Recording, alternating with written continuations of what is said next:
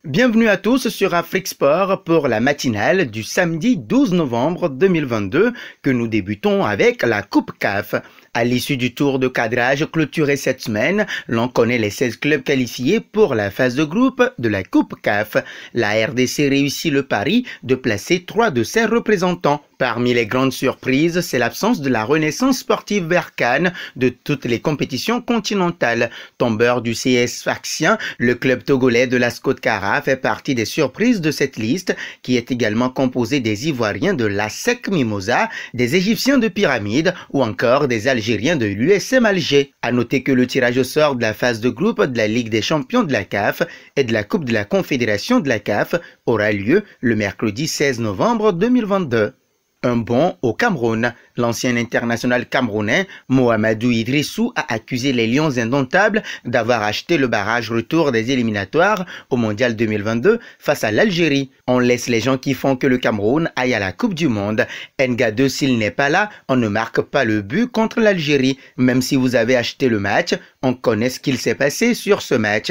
Le match est acheté. Et après tout ça, s'il n'y a pas Nga2, s'il ne fait pas la remise de la tête, on ne va pas à la Coupe du Monde, a ainsi lancé l'ex-international camerounais dans une vidéo diffusée sur les réseaux sociaux. Une déclaration qui ne devrait pas amuser le président de la fédération camerounaise, Samuel Eto'o. Un passage auprès de Holland. Natif de Leeds, alors que son père a joué durant de nombreuses années en Premier League, 1999-2003, Erling Haaland a passé 4 années de son enfance à vivre en Angleterre. Pas de quoi pour autant l'empêcher de porter aujourd'hui le maillot de la Norvège, un choix naturel. La star de Manchester City a ainsi révélé que si son père avait joué encore plus longtemps en perfide Albion, alors son choix aurait peut-être été différent. C'est toujours un plaisir pour moi de jouer pour mon équipe nationale et aussi un moment de fierté. J'ai vécu en Angleterre pendant 3 ans et demi ou 4 ans et j'ai vécu longtemps en Norvège, donc c'était naturel de les choisir.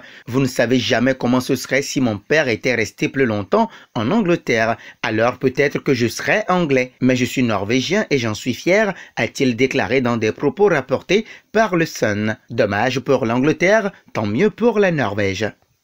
Un bond en Italie où nous retrouvons Maurizio Sarri. Il est connu pour ne pas avoir sa langue dans sa poche. Il l'a encore confirmé aujourd'hui, quelques jours après s'en être pris à l'UEFA. Le technicien de la Lazio Rome a ce coup-ci dénoncé le Qatar alors qu'il considère d'ores et déjà la Coupe du Monde qui arrive comme une insulte au football. Je le vois comme une insulte au football. Si quelqu'un m'explique ce que le mouvement qatari peut apporter au football, hors argent, à Manchester City et au PSG, je peux changer d'avis, a-t-il lâché après la victoire de son équipe contre Monza dans des propos rapportés par Mundo Deportivo. Pour rappel, les Laziale réalisent un début de saison magnifique en Serie A alors qu'ils sont actuellement dauphins de Napoli avec 30 points au compteur.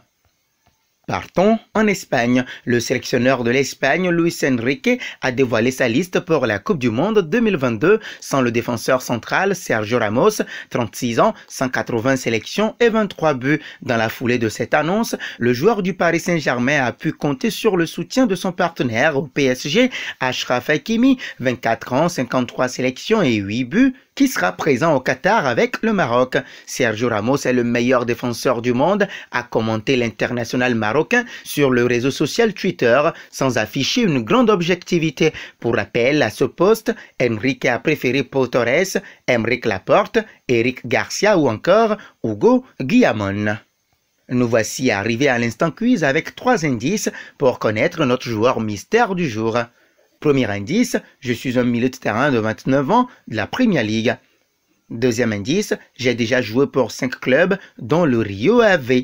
Troisième indice, mon passage chez le champion d'Europe en titre a été fantomatique. Qui suis-je?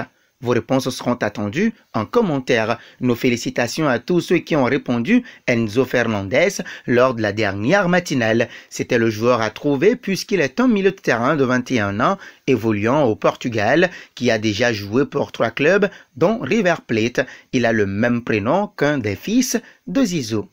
Sadio Mané a sa sélection dans la liste des Lions de la Teranga pour la Coupe du Monde 2022, même si des doutes persistent sur sa forme après sa blessure du 8 novembre dernier. Le Sénégalais semble déterminé. Dans un contexte marqué par des craintes de son club sur son état de santé, l'attaquant a réagi à sa sélection pour la Coupe du Monde. C'est sur les réseaux sociaux que la star sénégalaise a laissé une publication qui, sans être explicite, laisse clairement lire sa fierté. Le joueur a posté des images de lui prises au cours du Sacre à la CAN 2021 avec à l'appui 4 emojis. Il s'agit notamment du drapeau national, un cœur et 2 symboles de la force. Pas sûr que cela pourrait éteindre les craintes, mais sûrement c'est déjà un signe positif quant à sa grande détermination de se battre pour se donner les chances de jouer au Qatar. Et nous arrivons au terme de cette matinale que nous bouclons avec la question du jour. Comprenez-vous la non-convocation de Sergio Ramos avec l'Espagne? Vos réponses seront attendues en commentaire. En attendant, n'hésitez pas à vous abonner sur Afrique Sport pour ne rien manquer du football continental et international.